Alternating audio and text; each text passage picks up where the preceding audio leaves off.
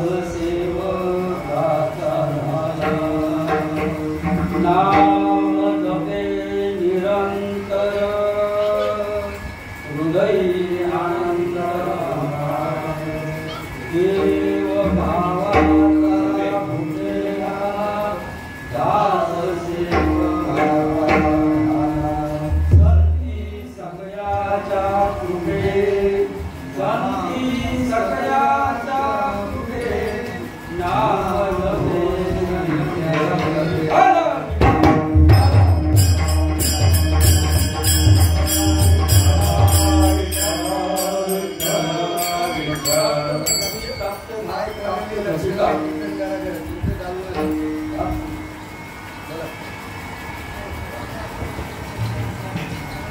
आपल्या सेवेसाठी घेतलेला अभंग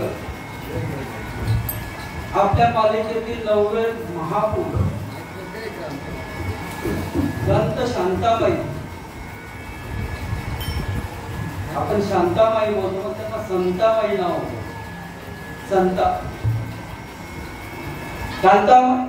शांताबाईंचा अभंग 4 चरणात आहे. तो सर्व साधकाला उद्देश करून मोडलेला आहे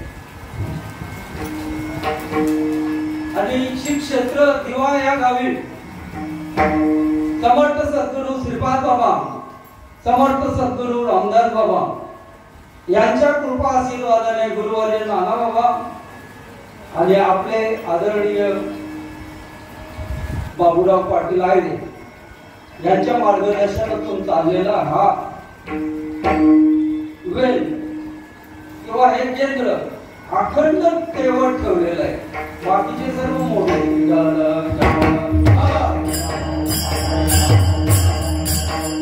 अभंगाला सुरुवात करण्यापूर्वी पांडुरंगाचं भजन घेणं आपलं आद्य कर्तव्य. पांडुरंगा करुणाचा मना मना श्रीपाद बाबा की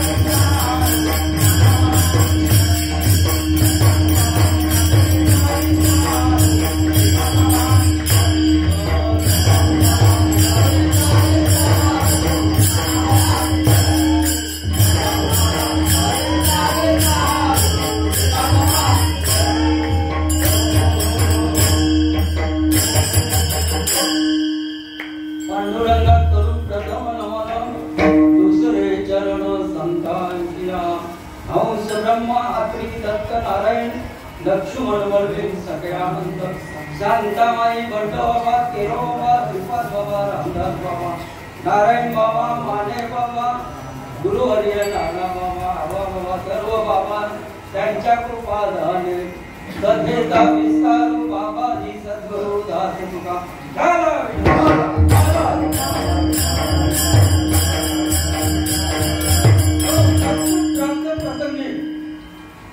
निभोरे गावामध्ये सोलापूर जिल्ह्यामध्ये निभोरे गाव आहे. या निभोरे गावामध्ये भिलवाडी एक गाव आहे. शांताबाईंचं भिलवाडी गाव आहे. या गावामध्ये आई साहेबांचा जन्म झाला.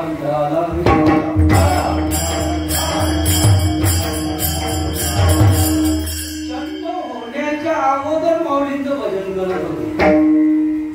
आतल्या माऊलींचं ते भजन करत होते, नामचिंतन करत होते. त्यांचे आई वडील जात कोळ्याचे होते आणि जात कोळ्याची असल्या कारणामुळे त्यावेळेला मोठी मोठी मंडळी जी होती वेदांतचारी त्या श्री पंडित या आपल्या ताई मंडळीला लवकर मानत नव्हते बरं का. आणि कोळ्याची जात असल्या कारणामुळे हा अभंग कशासाठी निवडला? आपल्या आईचं काहीतरी आपल्याला माहिती असावं म्हणून.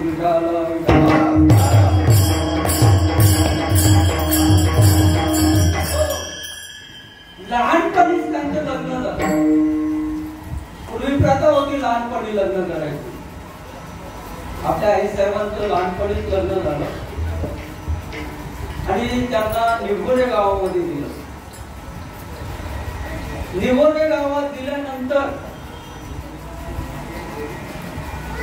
पोटा पाण्याचा उद्योग म्हणून आपल्या आई डोक्यावर घागर घेऊन प्रत्येकाच्या घरी पाणी द्यायचे. घरी पाणी द्यायचे आणि ते पाणी देत असताना काही पैसे नव्हते मिळत. फक्त काळवण आपलं वरण भात किंवा काय भाजी केली असेल ती ते फक्त ते पाण्यावरती त्यांना मिळायचं.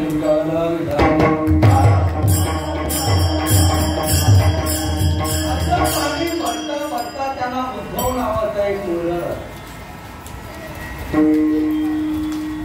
आणि त्यांचं पालन पोषण करायला फक्त पाण्यावरती गणपत साळुंके नावाचे जे महान व्यक्ती होते त्यांचा विवाह झाला. आणि विवाह झाल्यानंतर यांचा रोज काम आचरण त्यांचा एकच होता, प्रत्येक घरोघरी घागरीने पाणी घ्यायचं. आणि पाणी देता देता देता त्यांच्या अंतःकरणामध्ये भजन चालू असायचं. कृष्ण हरी जय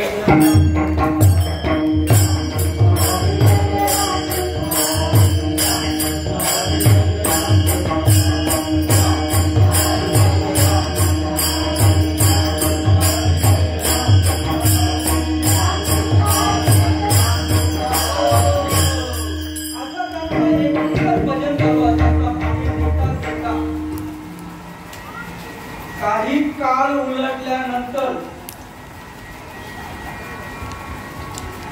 गणपत महाराज गरजे खिंदळीचे म्हणजे आपले डॉक्टरांचे आजोबा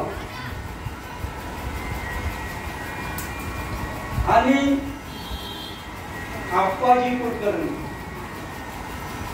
साड्याचे आप्पाजी कुलकर्णी आणि मग या आई साहेबांना भजन करता करता ते बोलायला लागले, काही तुम्ही सुंदर भजन करता. असं सुंदर भजन करता देवाला काळजी वाटायला पाहिजे. तुम्ही देव होता ना का? आईने शब्द मनामध्ये धरला, देवाला काळजी वाटायला पाहिजे, माझा देव नक्कीच माझी काळजी करेल. असा होता होता आप्पा साहेबांच्या घरी ते जायचं. आप्पा साहेबांच्या घरी ते भजन चालू असायचे आणि त्या वर्गामध्ये दंग व्हायचं. त्या अभंगाचे सतत गुणगुणत आपल्या घरी यायचे. असं येता येता येता खिंदळीचे गणपत गरजे आप्पा कुलकर्णी ताई साहेब, तुम्हाला योग्य तो महात्मा भेटायला पाहिजे. बोलण्याची भाषा योग्य तो महात्मा भेटायला पाहिजे. काही बोलले अंतःकरणामध्ये कोमल झाल्यानंतर योग्य तो महात्मा नक्कीच भेटला. काही काळजी करायची गरज नाही. शेवटी आप्पाजी कुलकर्णींनी सांगितलं, बाबा आपल्या गावामध्ये सगळ्यानंद नावाचे जे महान व्यक्ती आहेत ते मात्र तुम्हाला नक्कीच अनुभव होतो. काही गोष्ट मी कोणी ते बाल ब्रह्मचारी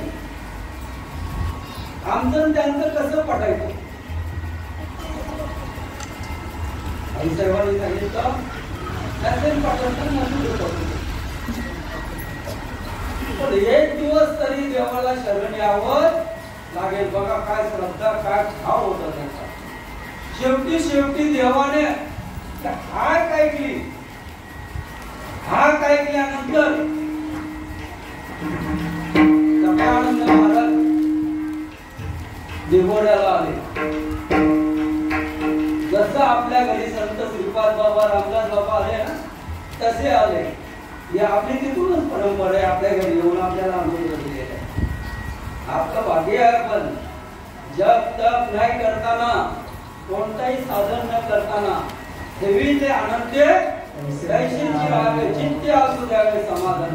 या युक्तीप्रमाणे सगळ्यानंद स्वामीने आप्पाजीने सांगितलं ही काही फार भगवंताचं नाव चिंतन करतो, यांना तुम्ही अनुभव घ्या. तेव्हा सगळ्यानंद स्वामी बोलला लागले यांचं चिंतन करून कोण घे, यांचं चिंतन करून कोण घे. तेव्हापासून सवय आहे का आम्ही लगेच त्यांना एखादा सांगतो, लगेच नामस्मरण देतो, त्याला चिंतन झालं का नाही ते काहीच माहिती नाही.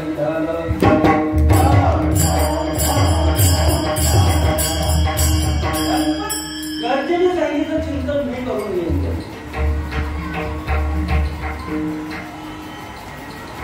नक्की चिंतन करून घ्या, नक्की चिंतन करून घ्या. त्या वेळेला त्यांना अनुग्रह दिला. अनुग्रह दिल्यानंतर त्यांच्या मनातल्या मनात सतत नामचिंतन चालायचं. नामचिंतन चालता चालता त्या घागरीने पाणी आणता आणता तिची फार प्रेमावस्था व्हायची. लोक म्हणतात ह्या गुरुनी यांना वेडी करून टाकली. वेडी झाले, वेडी झाले, वेड्यांच्या गावी गेल्या अशी परिस्थिती झाली. कालवण भाकरी घ्यायच्या रस्त्यातच पडायच्या. कशाच्या योगानं? नाम चिंतनाची योगानं. एवढी भयंकर प्रेम अवस्था त्यांची निर्माण व्हायची. शेवटी चालून ते बाबा बोलायला लागले जर अशी स्थिती व्हायला लागली तर आमचं पोरांचं कसं व्हायचं. आणि आप्पाजी कुलकर्णी गणपत दर्जे त्याला सांगितलं भाऊ बाबा त्या आमच्या मंडळीतले एवढं फार बिकट होतो. गावच्या लोक यायच्या, महिला ताई यायच्या, कोणी दगड मारायचा, कोणी दाबणं टोकायची, कोणी शिव्या टोकायच्या. आता इथपर्यंत अवस्था होत्या. पूर्वी तिकडं अवस्था तेवढी व्हायची. कुठे आपल्या नगरला राहुरीला धबधबा व्हायचा. 4-4 तास लोक उठायची नसत. आप्पा महाराज मालूम जर कार्य कीर्तन सुरू केला, ज्या पद्धतीने पाण्याची लाट येते मावळते त्या पद्धतीने प्रेमावस्था सर्वांच्या व्हायच्या. आता थोडं हल्लं का लागेल सांगतात पण त्याला चिंतन नाही म्हणून त्याची पूर्णपणे स्थिती शिरली पाहिजे. ती शांतत्वाला पोचली पाहिजे. आणि शांतत्वाला पोचल्यानंतर बाबा सांगतात, सगळ्यानंद बाबा सांगतात की नाही बाबा आता इमान काय करायला पाहिजे, प्रबोध करायला पाहिजे. ज्या वेळेला प्रबोध होईल त्या वेळेला ते शांतत्वाला पोचेल. माईंचा दिवस ठरला आणि त्या दिवशी बोलवलं आणि त्यांना प्रबोध दिला. प्रबोध दिल्यानंतर सुद्धा त्यांची बेकाम अवस्था व्हायला लागली. आणि सगळ्यानंद बाबाने सांगितलं अंतिम आता तू काही करू नको, तू लोकांना उपदेश करत राहा. लोकांना उपदेश करत राहा आणि आलेल्या जीवाला या 84 लक्ष योजनेतून उद्धारून न्यावं.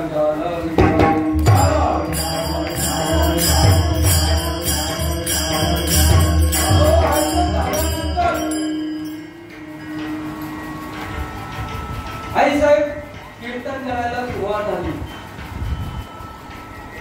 फक्त मध्येच करायचं कीर्तन करता त्यांची बेकान अवस्था व्हायची.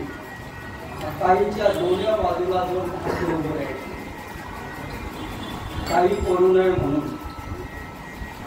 आपली वंदनाताई कशी परवाच्या दिवशी आपण बघितलं, एक धरीला आम्ही चित्ती रुक्माईचा पती त्यांनी एकाच चित्तामध्ये धरलं होतं. आणि असं ज्या वेळेला झालं, कीर्तन चालू झालं, वामन दादाच्या कीर्तनात वामन भाऊ वेगळे आणि वामन दादा वेगळे.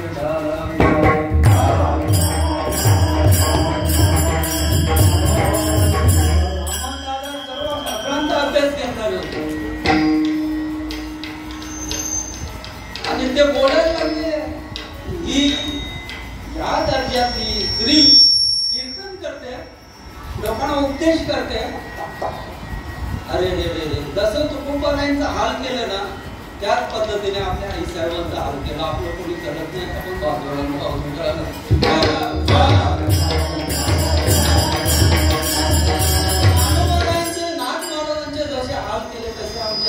आई साहेबांच्या हाल करायला त्यांनी सुरुवात केली. आणि एका दिवशी वामन दादा त्या कीर्तनात आले, बघू काय नक्की तर.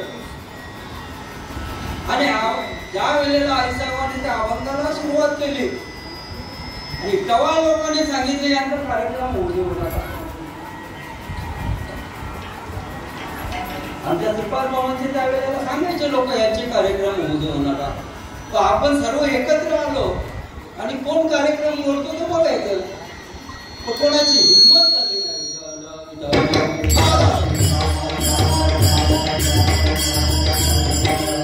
आणि मग ज्या वेळेला आई साहेब कीर्तनात सांगायला लागले, त्यावेळेला अरे हे तर ज्ञानाच्या गोष्टी सांगतात, ब्रह्मज्ञानाच्या गोष्टी सांगतात, अयमात्मा ब्रह्माचा विषय मांडतात. ते ब्रह्म तुम्ही याचा विषय वेगळा काहीच नाही बोलतो. जसं नाथ महाराज सांगायचे, गाडीवर पोथ्या उलटली पाडे, गुरु गंबे पूर्ण ढेंटी बाबा विठाला.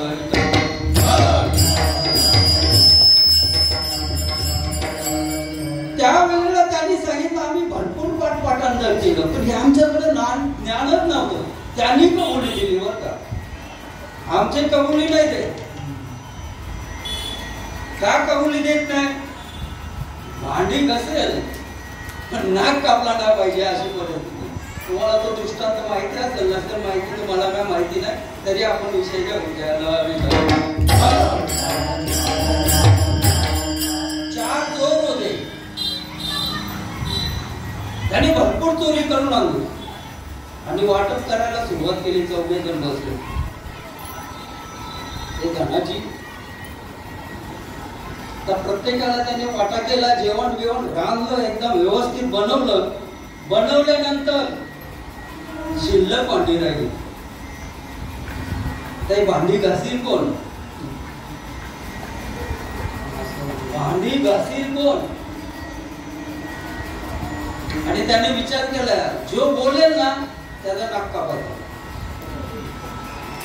जो बोलेल त्याचा नाक कापायचा. ठरलं त्यांचं चौघामध्ये.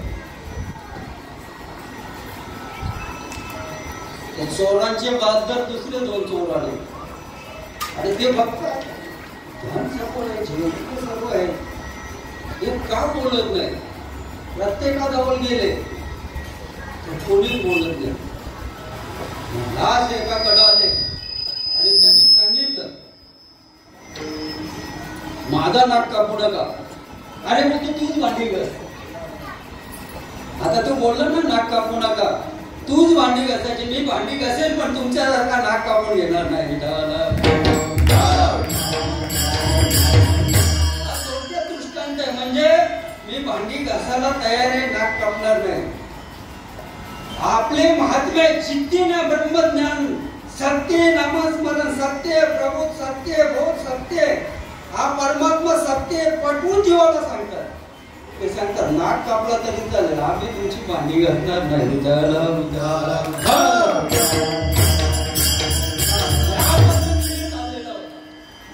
आई साहेब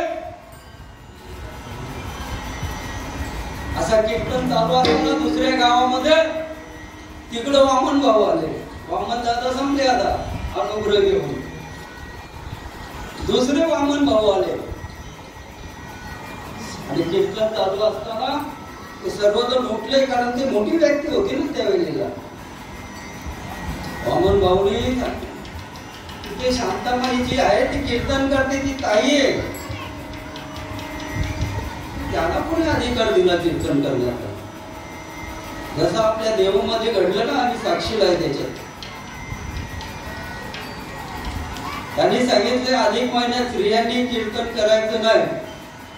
त्याला बोललो तुम्हाला स्त्री जेवण बनवला चालतो, सर्व कामाला चालतो, मग त्यांना काय अधिकार नाही? देव मधली सुद्धा पाठी बाबांनी काढायला लावली. इथे स्त्रियांनी कीर्तन करायचं ना, साक्षीदार आम्ही आहोत त्यावेळेला.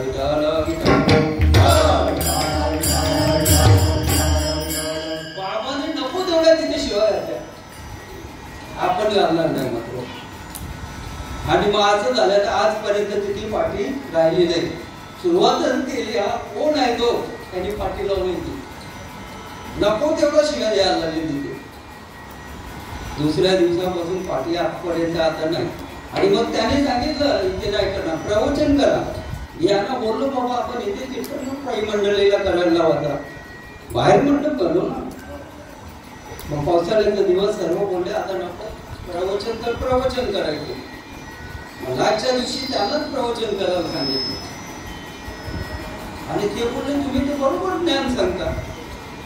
अरे बाबा सांगतो कोण? जो माझ्या माऊलींचा निरोप, जो माझ्या तुकोबारायांचा निरोप, जो माझ्या श्रीपाद बाबांचा निरोप, तेच सांगतात. बाकी दुसरं काय सांगतात? तर आम्ही गोष्टी सांगून करतो. कबुली दिली मात्र का पण नाक कापून तरी चालेल, भांडी नाही घासणार तुमची, म्हणजे तुमचं आम्ही स्वीकारणार. 1000 वेळा नरकात केला तरी चालेल, जा ना, आम्हाला काय करायचं विचारलं.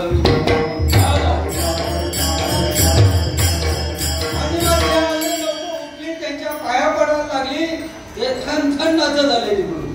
जसं रामेश्वर भट्ट यायचे ना तुकोबारायांच्या कार्यक्रमामध्ये, कीर्तनामध्ये, त्या पद्धतीने ते आले आणि आपल्या हातामध्ये काठी होती, हे बंद कर कीर्तन. काय दम असेल त्यांचा त्यावेळी, बंद कर कीर्तन. आईने डोळे मिटरलेले, बेभान अवस्था झालेली, दोघांनी हाताला धरलेले आणि त्या अंतःकरणातून जे सर्व निघत होते. लोक आपल्याला वेगळं सांगतात. आजी आपल्याबद्दल पहिला वेगळं सांगायचे. कोणी मोडाची वत्रे भावाचे पोरं, कोणी सांगते यांचे देवदा कुमारांचे पोरं, कोणी काय काय म्हणायचे. मग मोडाची कोणती तोंडावर हिंमत नाही झाली. आणि त्या पद्धतीने ते सुद्धा तिथे थांबले तर ते बोलायला लागले. अरे हे सर्व देवाबद्दलच बोलतात, आपल्याला उद्धरून जाण्याचा विषय सांगतात आणि तो उद्धरून जाण्याचा विषय आमच्याकडे नाही. कबुली दिली मात्र त्यांनी. आताची शास्त्री पंडित कबुली नाही देणार, कोणी असले किती शिकलेले असेल तर. म्हणून नाथ महाराज सांगलेला हा बोधू सहसा पंडितांना न कळे, पंडितांना कळणार नाही. आणि मग त्यांनी आई साहेबांची शरणागती पत्करली. आई साहेबांची शरणागती पत्करली आणि ते वामन भाऊ म्हणून राहिलं. भगवान बाबा आणि वामन भाऊ त्यांनी त्या भागामध्ये उत्कृष्ट कार्य केले.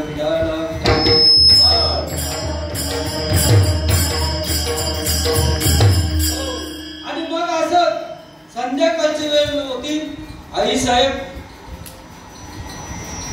आपल्या श्रीगुरूंच्या घरी जात होते. पूर्वी आपले बाबा आले का आपण कोण कुठून जायचं, कोण कुठून यायचं, रात्र समजत नव्हती, दिवस समजत नव्हतं. या पद्धतीने आई साहेब आपल्या गुरुच्या घरी निघाली जाण्यासाठी. लोक बोलायला लागली ही वेडी चालली बघा, ही वेडी चालली बघा. आणि जाता जाता तिला सर्पाने दंश केला. आई साहेबांची हकीकत आहे, आई साहेबांचं चरित्र आहे. शांतामाईंच्या गाथेमध्ये हंसाराम बाबाने ते लिहिलेलं आहे. आणि मग रक्त भंबार झालं, ते सर्प पाय तुला लटकूनच राहिले. ते ज्या वेळेला सखयानंदांच्या घरी गेले आणि पाय झटकला बघतात साप चाललाय. लोक धावत धावत आली, शांतीचे साप चाललाय, शांतीचा साप झाला. हिला कुठल्या तरी देवाच्या ठिकाणी न्या, हिला कडुलिंबाच्या झाडाखाली बसवा. बरेचसे काय काय बोलायला लागले. शांतामाई बोलायला लागले मला कुठे बोलू बसू नका, माझ्या फक्त गुरुच्या चरणावरती बसवा. आणि तिथे गेल्यानंतर श्री गुरुच्या चरणावरती बसली, नाम चिंतन करायला लागली. येत असणार रक्त आपोआप थांबलं. किती नामामध्ये पावर आहे. आणि त्या पावरच्या योगानं आई साहेब बोलायला लागले अभंगाच्या प्रथम चरणामध्ये.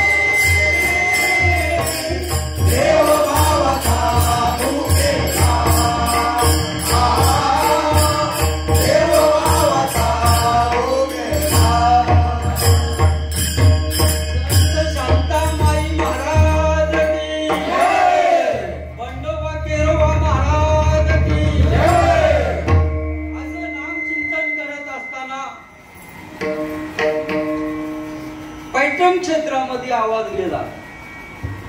पैठण क्षेत्रामध्ये तिकडं कोणीतरी एक ताई मंडळी कीर्तन प्रवचन करतो. असं खंडोबा बाबा कुडकेंना माहिती झालं. आणि तो दिंडीचा एक वेळ होता नाथ महाराजांच्या.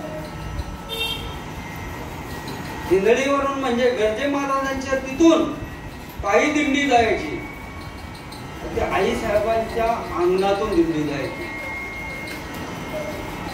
आई साहेबांनी विचार केला, अरे प्रत्येक वेळेला दिंडी जाते, आपल्याला अनुग्रह झालेला, नामचिंतन केलं झालेलं आहे, तर माझ्या घरून पांडुरंग परमात्म्याची दिंडी चाललेली, मंडळी उपाशी जावी, करणार काय? आई साहेबांनी काहीच नव्हतं. आणि त्या दिंडीमध्ये बोधले बाबा प्रमुख होते. आई साहेबांनी सांगितलं, नसेल ना नसू दे, अंगणात उभी राहिली, या परमात्म्याला सांगितलं, देवा असं मला दान दे तर माझा पांडुरंग परमात्म्याची दिंडी चाललेले, कोणीही वारकरी उपाशी जाऊ नये. देव सुद्धा परीक्षा बघते. देव हात देत नाही. मग शांती माईने विचार केला, एक मुलगा आहे आपला उद्धव, याला वाण्याकडे गाण ठेवलं. आणि वाण्याकडनं सर्व सीधा सामुग्री घेऊन आले मारवाड्याकडनं. आणि सीधा सामुग्री घेऊन आल्यानंतर सर्व त्यांनी केलेलं, त्याच्यात सर्वांना तृप्त केलेलं भोजन वगैरे घालून बोधले बाबांचं कीर्तन झालं. कीर्तन झाल्यानंतर कुजबूज चालू झाली. महाराजांनी मुलगा खाल्ला,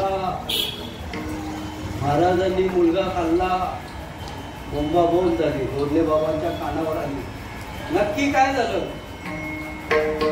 आई साहेबांना विचारलं, काय झालं नक्की? काहीच झालं नाही बोलतो. मुलगा कुठे? मारवाड्याकडे. बोधले बाबा गेले, सर्व पैसे त्या मारवाड्याला मोजले आणि मुलगा घेऊन आले. हे बोलतो, तुम्हाला सांगितलं कोणी? आम्हाला कोणी सुद्धा सांगितलं नाही. चर्चेने आम्ही इथपर्यंत आलो, हा मुलगा आम्ही तुमच्या ताब्यात दिला.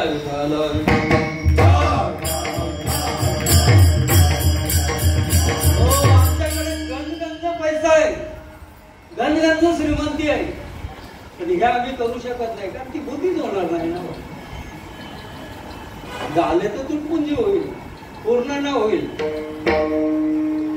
आई साहेबांनी मुलाला घेतलं आणि पुन्हा माऊली ज्ञानोबरायचं भजन करत करत निघाल्या त्या दिंडीच्या बरोबर. आणि दिंडीच्या बरोबर जात असताना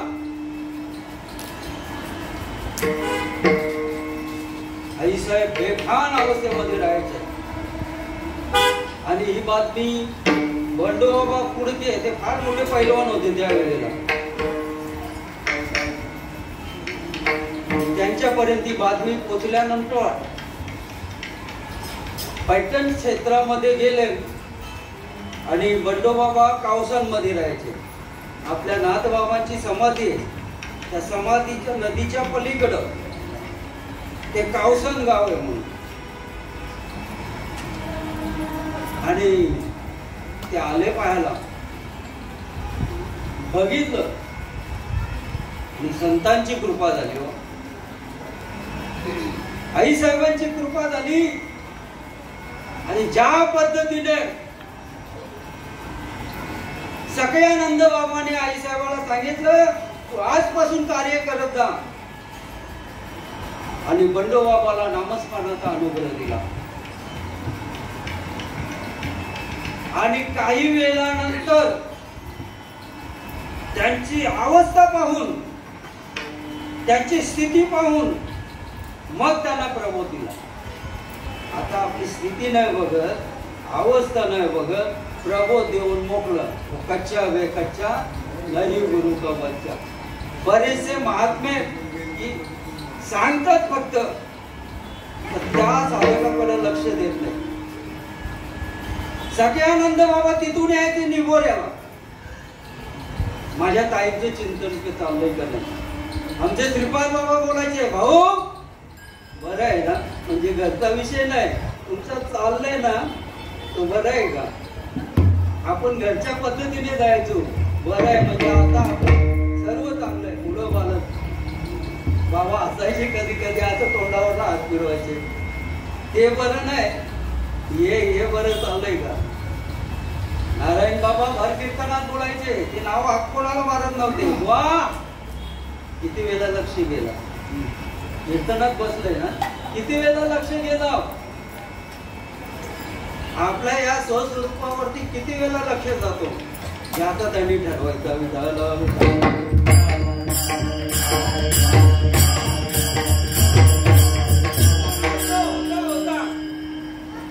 बंडोबाबांची ती स्थिती झाली.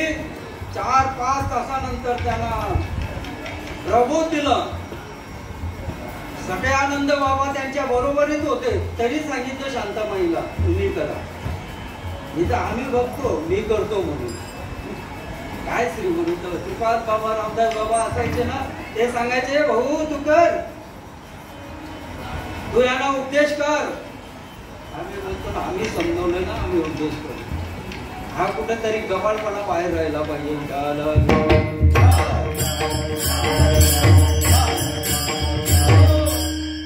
आणि बंडोबाबा कुडकेंना त्या रात्री 12-1च्या सुमाराला सांगितलं आई साहेबांनी, आता तुम्ही कार्य करा, धर्माची पताका घ्या, गरज आहे. तुम्ही पैलवान आहात, बंडोबा बोलतात, तुम्ही धर्माची पताका घ्या, तुम्ही बलवान आहात. आणि सर्वांना पटवून सांगा, तुमच्या ताकदीने सांगा, याची आपल्याला गरज आहे.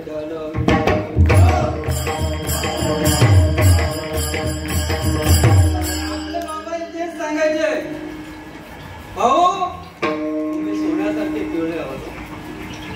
बाजारात चालणारे माणसं भरपूर आहेत, ऐकणारे फक्त तुम्हीच लायकीचे झाले. जर तुम्ही जर ऐकलं नसतं, मला कोण इकडे विचारलं. तरी ते सांगायचे, हा उपदेश मी नाही केला, हे माझ्या केरोबाबांनी केला. आता आम्ही सांगतो आम्ही केलं. हा कुठेतरी एक गबाळपणा बाजूला ठेवायचा. आपल्या श्रीपाद स्वामींचं नाव सांगायचं, त्यांनी उपदेश केलेला आहे. आणि त्या वेळेला बंडोबाबांना सांगितलं, बाबा तुम्ही धर्माची पताका घ्या आणि सर्व भारतभर केला. धर्माचे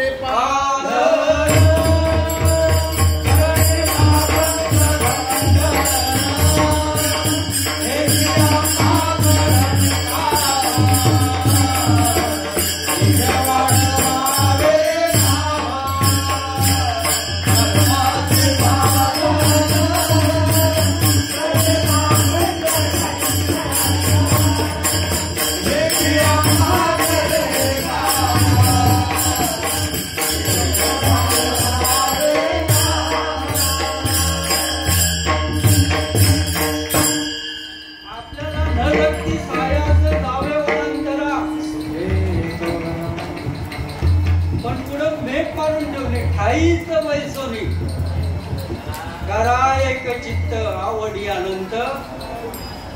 तुम्ही कुठे तीर्थाला जाऊ नका. माऊलींनी सुद्धा 3ऱ्या अध्यायामध्ये वर्णन केलेले.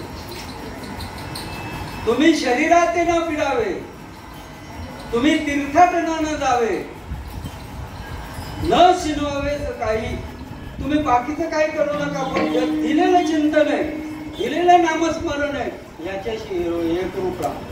आणि याच्याशी एक रूप ज्या वेळेला होतो त्या वेळेला आई साहेब 2ऱ्या चरणामध्ये सांगतात, देव भावाचा भोगेला.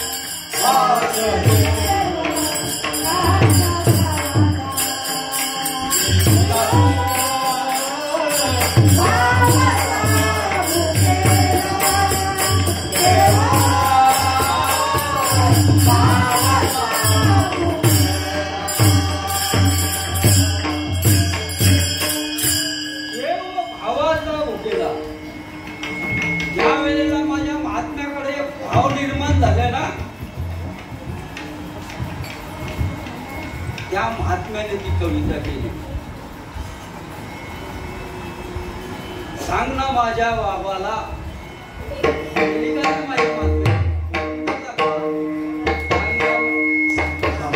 माऊली माझ्या बाबाला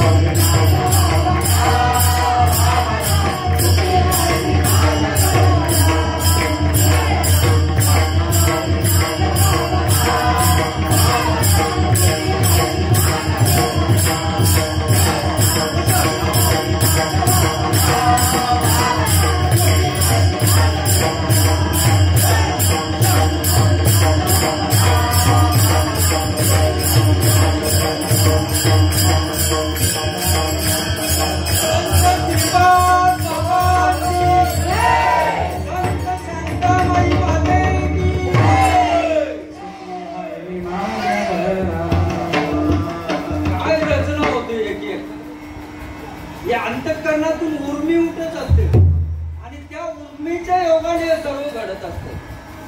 आणि ज्या वेळेला घडलं तर आपणच त्याला नावं ठेवतो. छत्रपती शिवाजी महाराजांना कोणी मारलं? आपणच मारलं. आपल्याच लोकांनी मारलं. त्यांच्या पाठीराख्याने मारलं. तुकोबाऱ्यांचा हाल कोणी केलं? आपणच केलं. नाथ महाराजांचा हाल आपणच केलं. माऊली ज्ञानोबारायांचा हाल आपणच केलं. काय हाल करून गेले? त्यांनी माऊलींचा हाल केलं. त्यांना कुठे पोहोचवले? नामदेवाचं गुरु म्हणून पोहोचवलं. संत उदार उदार अनंत भांडार भरले आनंद भांडार. साधू संत उदार आहे. त्यांना तिथपर्यंत पोहोचवलं.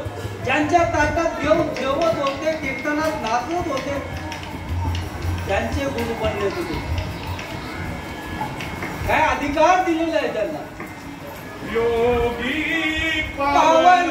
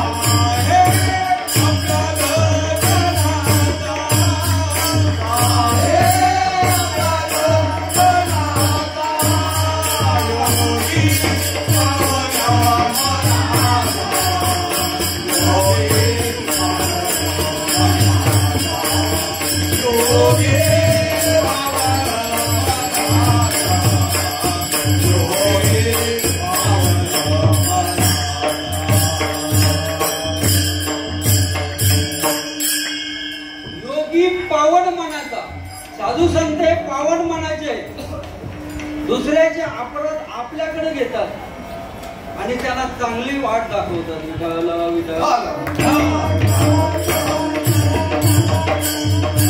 माझ्या आई साहेबाने अनेक प्रकारचे ज्ञानी होते.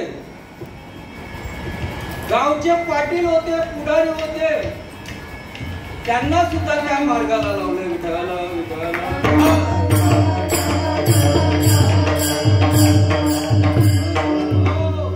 एका गणुदाराच्या घरी, पाटलाच्या घरी लग्न होतं. मी आई साहेबांचं का सांगणार आहे, बाकीचं काहीच सांगणार नाही, आपल्याला माहिती होऊन. त्यांनी सांगितलं माझ्या मुलाचं लग्न आहे, तुम्ही पाणी भरून द्या. आई साहेबांनी लगेच मान्य केलं. योगी पावन मान्य केलं आणि कढई काढली. पूर्वीच्या काळात त्या कढया होत्या, 2 माणसांनी उचलून त्यांच्या डोक्यावर दिली आणि तेवढं पाणी भरून आणलं आई साहेबांनी. वाचता वाचता डोळ्यातून अश्रू धारावा, हृदय कोमळत होतो.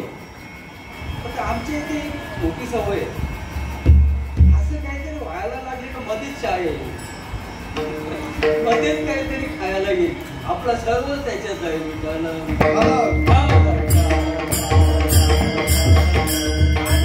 आणि 4 माणसांनी खाली उतरवली. आई साहेबांना जायचं होतं सकयानंदाच्या घरी आणि सकयानंदाच्या घरून पैठणला जायचं होतं. कशासाठी? गंडोबा कृतीनं पाहायसाठी. यांचं चिंतन बरोबर चाललंय का ना, उद्देश बरोबर चाललंय का ना.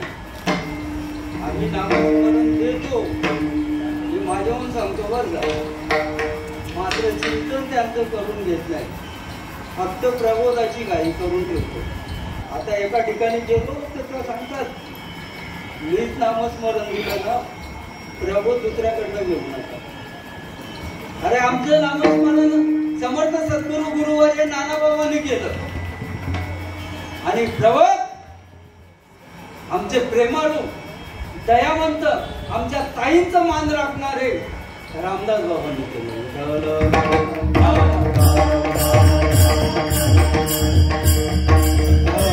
बाबा ज्या वेळेला प्रबोध करायचे त्यावेळेला ते सर्व खानागुणाला नाही.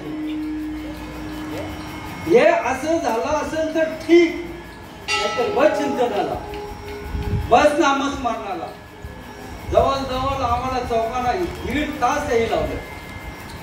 मी होतो दिव्याकरता इथला दातिवलीचा प्रभाकर भाऊ होता, अजून 1-2 जण होते. मला म्हणतो तुम्हाला दिसतो काय? आता काय सांगायचं दिसतो काय नाही. मला बरं काहीच दिसत नाही. तुम्हाला काहीच दिसत नाही, काहीच दिसत नाही सांगू काय? अरे नीट बघ आतमध्ये, ओंकार प्रणव उच्चार होय साचार, आत बघ कैसा तो शब्द अवन्मय अवन्मय होय. चित्त करी धीट नको करू वीट, मुख्य ही संध्या या नावे जप तप सकल क्रिया वंद्या. विठ्ठल विठ्ठल चित्ताला धीट कर, आतमध्ये बघ. त्या आतमध्ये तो शब्द काय आवाज देतो तो बघ. आणि मग लास्टला 1.5 तासानंतर बोललो असा आवाज देतो. मग अजून परत काय होतो, कानपडीत मरू होतं. कोण बोलायचे? रामदास बाबा. बघा प्रमोद करण्याची त्यांची रीत होती आणि त्या रीतीने ते चालायचे. आणि जेव्हा ते पाण्याची कढई आईसाहेबांनी ठेवली आणि सांगितलं पूर्ण लग्न होईल तरी याच्यातून पाणी संपणार नाही. हो खरंच पूर्ण लग्न झालं. त्यावेळेला 8-8 दिवस लग्न चालायचे. त्या कढईमधून अजिबात पाणी संपत नव्हते. ते गावचे पाटील धावत धावत धावत धावत लग्न आटोपल्यानंतर पैठण क्षेत्रामध्ये गेले आणि शांतामाईला साष्टांग दंडवत केले. धनडांगे होते, वल्लटी होते, साष्टांग दंडवत. आई साहेब सांगतात कशासाठी करता तुम्ही? आई साहेब तुम्ही जे पाणी दिलं ना आजपर्यंत जशीच्या तशी भरलेली. जशी पैठण क्षेत्रामध्ये ते रांजण भरलं जातं, भगवंत येते तेव्हा ते रांजण भरतं नाथ षष्टीला. भगवंत कुठून येतात काय माहिती नाही. त्याच्यात गोदावरी नदीचं पाणी ओततं आणि ते रांजण फुल भरून उठून जातो बाहेर. आई साहेब कशासाठी तुम्ही करताय? नाही नाही तुम्ही जे केलंय तेच मला पाहिजे. आई साहेबांनी सांगितलं माझ्याकडे काय नाही. हे बाबा आहे त्यांना सांगावं. बाबाला मी नाही ओळखत. जसे निरोबर आहे सांगायचे ना, मिला म्हणे तुझं न ओळखूची देवा, तू किया धावा करीत असे. मला तुझी गरज नाही देवा, तुझं लागी येथे बोलाविले कोणी. रात्रीला आवाज सोनी आला. अरे तुला बोलावलं नाही देवा, तू आलास तरी कशाला? मिला म्हणे तुझं न ओळखीचं देवा, तू कियाचा धावा करीत असेल. तुकोबाराय ज्या वेळेला निरोबरायना सांगितलं त्यांनी की मी तुला अनुग्रह दिल्यासाठी जाणार, काय भावनिष्ठा असते बघा. शेवटी तुकोबाराय गेले विमानात बसून. निरोबरायना कुठे वाचले? अरे देवा तुम्हाला न अनुग्रह करता गेलेच कसे काय? मला न विचारताना गेलेच कसे काय? शेवटी निरोबरायने 42 दिवस अनुष्ठान. आपण किती करतो आम्हाला काय माहिती नाही. पूर्वी आम्ही करायचो कोकाटे बाबांच्या मंदिरावरती आम्ही करायचो 8-10 दिवस. आणि त्याच्यामध्ये जेवढे काय अनुभव आहेत ते अनुभव मात्र तुम्हाला कसे मिळतो फक्त अनुष्ठान. 42 दिवस अनुष्ठान केलं. तुकोबारायला यावं लागलं, अनुग्रह द्यावं लागलं आणि पुन्हा वैकुंठाला जावं लागलं. 3 वेळेला त्यांना यावं लागलं. कोणाची कृपा? देवाची कृपा. पण सद्गुरुनिष्ठ त्यांची कृपा असायला पाहिजे. आणि ज्या वेळेला त्यांची कृपा झाली, निरोपरायना अनुग्रह दिला आणि अनुग्रह दिल्यानंतर निरोपरायना बरं वाटलं आणि निरोपरायना बरं वाटलं, बंडूबाबांना बरं वाटलं तर माझ्या घरी आज माझे देव आले. आई साहेब बोलायला लागल्या, अरे बाबा, जसे माझे श्रीपाद बाबा भाऊ आणि ताई बोलायचे तशी आई साहेब माझी बोलायची, अरे बाबा तू किती दिवस चिंतन केलं, तुझं चिंतन बरोबर चाललंय का नाही, तू बरोबर उपदेश करतो का नाही, लोकांना बरोबर तपासणी करता का नाही. आणि त्या वेळेला बंडू बाबांनी सर्व खाना समजले, चिंतन व्यवस्थित चाललंय हे समजलं. अभंगाच्या तिसऱ्या चरणामध्ये नामघोष निरंतर, नामघोष निरंतर,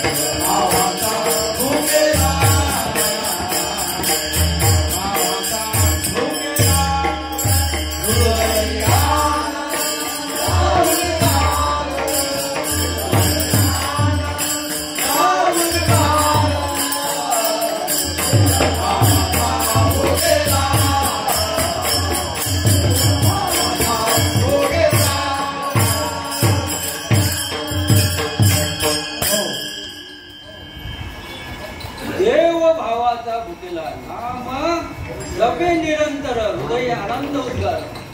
हृदयामध्ये तो जप झाल्यानंतर तो उद्गार सहजपणे चालू आहे. फक्त लक्ष ठेवायला सांगितले आणि एकदा तो लक्ष ठेवला तर हृदयातून जो शब्द निर्माण होतो तो शब्द आपल्या ब्रह्मरंध्रापर्यंत, आज्ञाचक्रापर्यंत तो शब्द जात असतो. आणि एकदा तिथे शब्द गेला भाव अवस्था मात्र तिथपर्यंत राहते. याच्या मात्र तीळ मात्र शंका नाही. सर्व साधू संतांनी हा विषय मांडलेला आहे. संत एकांती बैसले, सर्व सिद्धांत शोधिले, निवडून काढिले सार ते श्रीहरीचे नाम. भगवंताचं नामस्मरण जे आहे ते नामस्मरण आपल्या मालिकेतून जसंच्या तसं आहे. तीन मात्र फरक नाही. गणेशानंद, अप्पानंद, सर्वानंद हे आहेत ना बाबा, त्यांना ते अनुग्रहाचा एकच आप करा का लाईव्ह जरी आहे तरी बोलतो, त्यांना समजू द्या. एकच शब्द देतील, 12 वर्ष तसेच ठेवतील. पुन्हा 12 वर्षानंतर दुसरा शब्द, पुन्हा 12. हे जगतील खरंच काय? त्यांना खात्री होती, मग आपल्याला खात्री नव्हती. म्हणून माझे श्रीपाद बाबा जन्माला आले. आम्ही दैवाचे दैवाचे, आम्ही दैवाचे दैवाचे, आम्ही दैवाचे दैवाचे, आम्ही दैवाचे दैवाचे.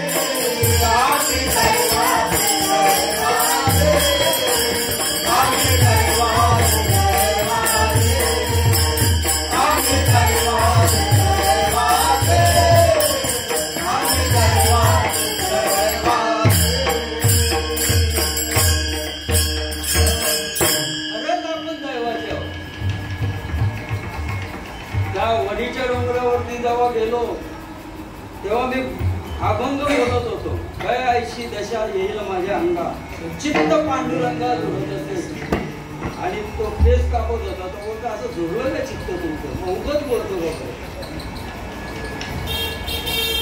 तुम्ही कोणचे? आणि माझ्या आनंद संप्रदायाचे आद्य पुरुष श्रीपाद बाबा. असं बोलल्यानंतर आमच्यापर्यंत तसं काही पोचलं नाही बोलतो. तसं काही पोचलं नाही बोलतो. अरे तुम्ही विचारतच नाही. तुम्ही ज्यांना तुम्ही उपदेश केलेला आहे, ज्यांनी तुम्हाला त्यांच्याजवळ विचारा आहे. आणि विचारलं तर नक्कीच सांगतील. तुम्ही त्यांच्याजवळ रडा. रडल्यानंतरच तुम्हाला उत्तर देतील. आणि मग ते सांगितलं तुम्ही किती दिवस इथे आहेत? आम्ही फक्त 1 दिवस आहे. आता दिवसभर पुन्हा रात्र झाली, सकाळी उठलो का आम्ही निघून जाणार. तुम्ही माझ्यासाठी थांबा. तुम्ही माझ्या श्रीगुरूंना विचारून येतो. लगेच जावा. मग त्यांनी त्यांच्याकडे निरोप पाठवला. तर कोणाची ते आहे बघा कुठपर्यंत चौकशी. सर्व ग्रंथामध्ये आनंद संप्रदाय सर्व ग्रंथामध्ये आपल्या संप्रदायाचं नाव आहे. लाजच्या पानावर काही जण बोलतात कुठून आले.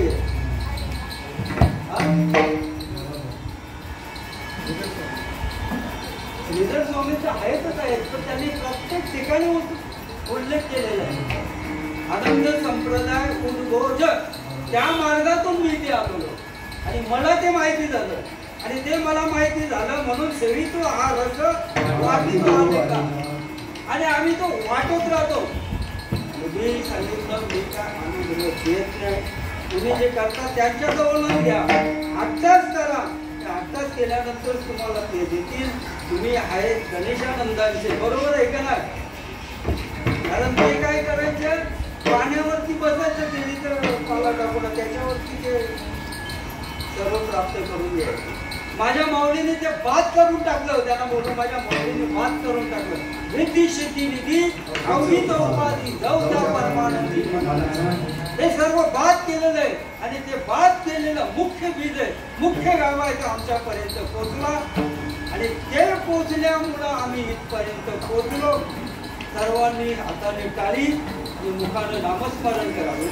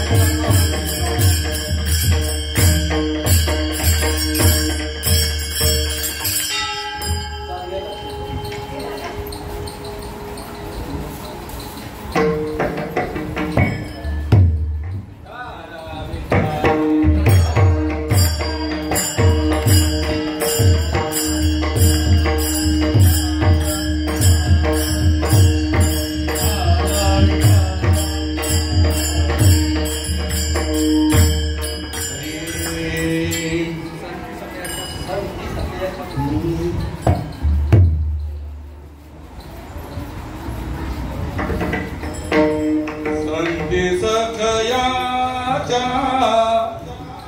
कृपे संधी सखयाच्या कृपे संधी सखयाच्या कृपे संधी सखयाच्या कृपे संधी सखयाच्या कृपे संधी सखयाच्या कृपे संधी सखयाच्या संधी सखयाच्या कृपे संधी सखयाच्या